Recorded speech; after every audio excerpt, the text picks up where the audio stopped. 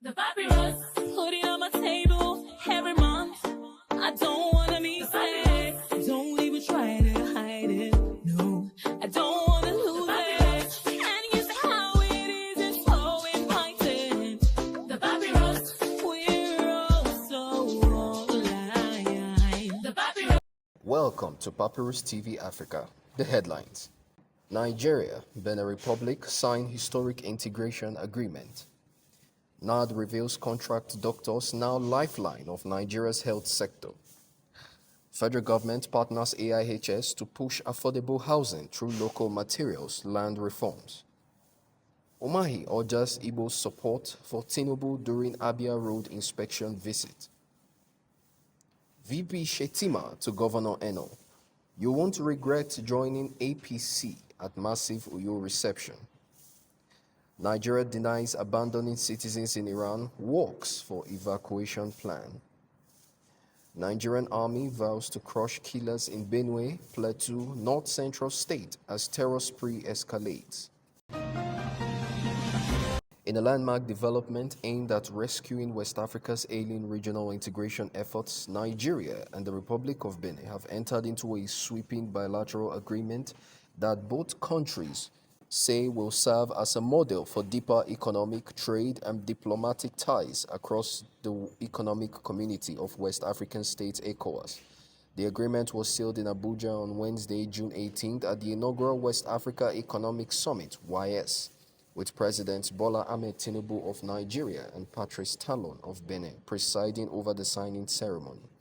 The pact, which formalizes full-scale bilateral integration between the two neighboring nations, was executed by Nigeria's Minister of Industry, Trade and Investment, Dr. Jumoke Oduwole, and Minister of State for Foreign Affairs, Ambassador Bianca Odumegu Ojukwu. Their Beninese counterparts, Shadia Alimatu Asuman, Minister of Industry and Trade, and Shegun Ajadi Bakari, Minister of Foreign Affairs and Cooperation, signed on behalf of the Republic of Benin. According to a statement issued by presidential spokesman Bayo Onanuga, the agreement covers a wide array of joint commitments ranging from harmonized trade policies and cross-border infrastructure to security cooperation and the creation of green job opportunities across both countries.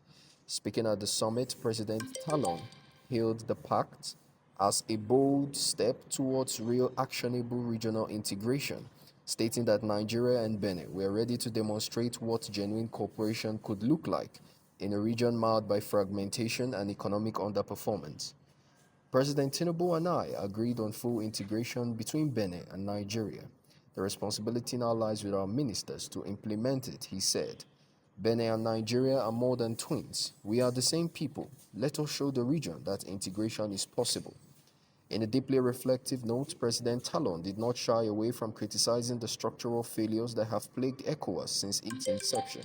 Citing the paralysis of signature projects like the West African Gas Pipeline and the West African Power Pool, Talon lamented what he described as ridiculous administrative bottlenecks that have rendered regional infrastructure initiatives ineffective. He recalled how Benin, after years of waiting for functional gas transmission via the ECOWAS-backed pipeline, had to resort to importing gas from Qatar through a floating storage and regasification unit. On the Lagos-Abidjan corridor, a key highway designed to link 5 West African capitals, Talon bemoaned the continued harassment of travelers at border checkpoints, which he said discourages trade and regional movements. He concluded with a sober warning that poverty remains the region's most formidable destabilizing force. Wednesday's agreement marks one of the most ambitious efforts by 2 ECOWAS member states to bypass the sluggish pace of regional policy implementation by forging a direct path to unity. It also affirms President Tinubu's stated regional agenda to reposition Nigeria as both an economic powerhouse and diplomatic leader in West Africa, following years of diplomatic fatigue and internal insecurity. As the ministers now move into the implementation phase, analysts say the success or failure of the Nigeria-Benin integration model could set the tone for ECOWAS's future, especially in the wake of recent setbacks, including military coup in member states and growing public disillusionment with the bloc's relevance. For now, both nations have positioned themselves not just as neighbors, but as partners in the quest to reimagine West Africa's future. And talking health matters, hospitals across Nigeria are increasingly dependent on 564 contract doctors to keep their operations afloat, highlighting the severity of the ongoing healthcare workforce crisis. The Nigerian Association of Resident Doctors NARD revealed this figure, expressing deep concern over the growing trend of hiring locum doctors on short-term contracts, many of whom endure job insecurity, lack of benefits, and exclusion from pension structures. This practice, born out of necessity due to the relentless brain drain siphoning Nigeria's doctors abroad, is fast becoming institutionalized. According to NARD President Dr. Tope Osundara, the local model, initially a stopgap for emergencies, has now become a semi-permanent staffing mechanism in public hospitals. These contract doctors are left in vulnerable positions, excluded from full remuneration packages, and subject to arbitrary dismissal, he lamented. The association warns that unless urgent reforms are enacted, Nigeria's healthcare delivery could collapse under the weight of staff demoralization and poor patient outcomes. Despite federal attempts as the one-for-one replacement policy and the national policy on health workforce migration, both policies remain largely unimplemented. Health Minister Professor Mohammed Pate confirmed that Nigeria now has only about 55,000 practicing doctors, with more than 16,000 having left the country in the last 5 to 7 years. This leaves the nation with a doctor-to-population ratio of just 3.9 per 10,000, significantly below the World Health Organization's recommendations. NARD is calling on the government to end the exploitation of contract doctors and implement structural changes that guarantee permanent employment, better funding, and improved retention strategy. The time has come to replace short-term fixes with long-term solutions, Osundara declared. With Nigeria's housing deficit estimated in the millions, the federal government is teaming up with the Africa International Housing Show to address affordability through innovation, land reforms, and local content promotion. Ahead of the 19th edition of the AIHS set for July 27th to August 1st, 2025 in Abuja, organizers are focusing on the theme Reimagining Housing Through Innovation, Collaboration, and Policy. Festus Adebayo, AIHS coordinator and founder of Housing TV Africa, said the collaboration with the newly elevated Ministry of Housing and Urban Development signals a new era. We are tackling core challenges: access to land, expensive building materials, and lack of affordable finance with actionable localized solutions, he said. With participation from over 21 countries, 400 exhibitors, and thousands of stakeholders, AIHS 2025 will focus on reducing Nigeria's dependency on imported construction materials by incentivizing local manufacturing. We must shift the conversation to local alternatives, cheaper, available, and job-generating, Adebayo said. Critical sessions will explore mortgage accessibility, green financing, land titling bottlenecks, and real estate innovation led by young CEOs and women professionals. Industry giants like Dangote Cement, Lafarge, and Federal Mortgage Bank are corporate supporters, while international delegations from Dubai, China, the UK, and Italy are expected. Minister of Works Engineer Dave Umahi has called on the Southeast to support President Bola Tinubu, emphasizing that the region stands to benefit from unprecedented federal inclusion. During a project inspection visit to Governor Alex Oti's residence in Vosi, Abia State, Umahi praised Tinubu's commitment to integrating the Southeast politically and developmentally. The former Ebonyi governor commended Oti and his administration for its infrastructure achievements, particularly the transformation of the dilapidated Port Harcourt Road and sections of the Enugu-Port Harcourt Expressway. Responding, Oti expressed appreciation for federal backing and pledged to deepen collaboration. When roads are fixed, it's a joint success, state and federal, but the real beneficiaries are the people, he said.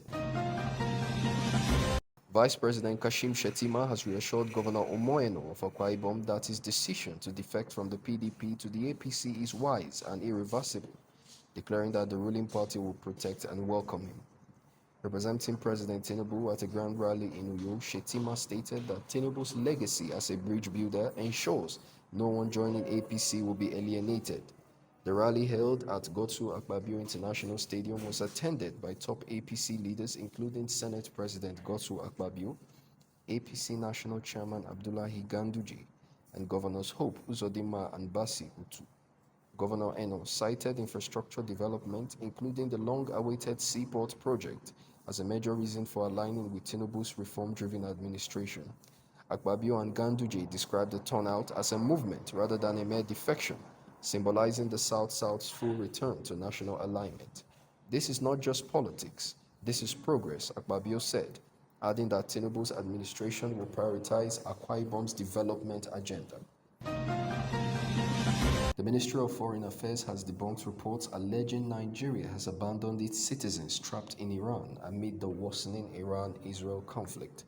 Minister Yusuf Tuga, via a statement by ministry spokesperson Kimiebi Ebienfa, confirmed that the Nigerian embassy in Tehran remains operational despite security disruptions. Due to the ongoing bombings in Tehran, embassy staff now work remotely but continue to monitor Nigerian nationals. In partnership with the Armenian government, plans are in advanced stages to secure safe passage for Nigerian evacuees via Yerevan. Ambassador Abdurrashid Omar Lawal, Nigeria's head of mission in Iran, met with Armenian officials to solidify evacuation statistics. The ministry provided emergency contracts and encouraged Nigerians to stay in touch via the local AITA messaging app. This cooperation with Armenia shows the importance of international solidarity in crisis. We appreciate the humanitarian gesture, the statement concluded. Amid a deadly resurgence of armed violence in Nigeria's north-central region, the Chief of Army Staff, Lieutenant General Olufemi Oluyede, has declared a renewed military resolve to eliminate the perpetrators of killings in Benue, Plateau, and other affected states. The Army Chief, addressing journalists during a security media engagement held in Akure, the Ondo State capital, emphasized that the military would not rest until all criminal actors were hunted down and brought to justice. Represented by Major General Obinna Onubogu, the General Officer commanding 2 Division Nigerian Army, Oluyede said the military is now operating under a direct mandate from President Bola Tinubu to act decisively against threats to internal peace and national unity. We shall go after them, and by God's grace we will get them, he vowed during the media party-themed media collaboration, Panacea for Enhanced National Security and Development. Oluyede's remarks come against the backdrop of continued bloodshed in agrarian communities across Benue and parts of Plateau and Kwara State, where recent attacks have left dozens dead and thousands displaced. In the case of Benue State, he disclosed that the army was already finalizing elaborate security arrangements expected to roll out in the coming weeks with a view to crushing the menace. Beyond the frequent attribution of violence to herder-farmer conflicts, Oluyede warned of a more disturbing possibility that some of the attackers might be foreign mercenaries exploiting Nigeria's porous borders and local conflicts. We are mindful that some of these people may be foreign elements, he said. The behavior we are seeing is utterly despicable. The way they go about their work, it does not reflect any kind of national identity or value system. He reiterated the Nigerian Army's operational footprint across the region, noting that security deployment had been reinforced in Plateau, Benue, Kwara, and other flashpoints. The military's latest posture signals a more aggressive, coordinated crackdown on violent non-state actors who have turned parts of the North Central into theaters of terror. Recent weeks have seen deadly assaults on villages, with victims including women, children, and security personnel. Despite repeated condemnations and promises of action, the affected states continue to mourn their dead with limited signs of justice or reprieve. The Army's statement therefore marks a moment of renewed commitment and a test of whether the Nigerian state can finally turn the tide against rural bloodlet. The papyrus, hoodie on my table every month. I don't